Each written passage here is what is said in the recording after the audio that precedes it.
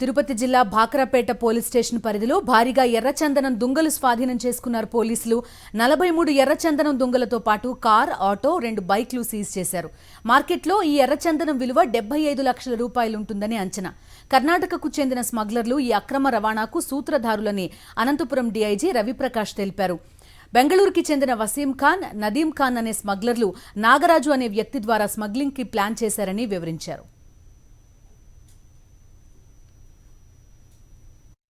ఈ తిరుపతి డిస్ట్రిక్ట్ చిన్నగుట్టిగల్ మండలం దేవరగొండ పంచాయతీలో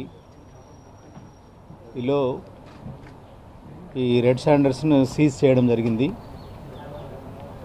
దాదాపు 43 రెడ్ శాండర్స్ లాగ్స్, దాదాపు 1.3 క్వింటాల్స్, అది 1300 కిలోలు బరువు గల ఈ 43 లాగ్స్ను కూడా ఈ స్పెషల్ ఆపరేషన్లో మేము సీజ్ చేయడం జరిగింది. వీటి విలువ మార్కెట్లో దాదాపు 75 lakhs వరకు ఉంటుంది.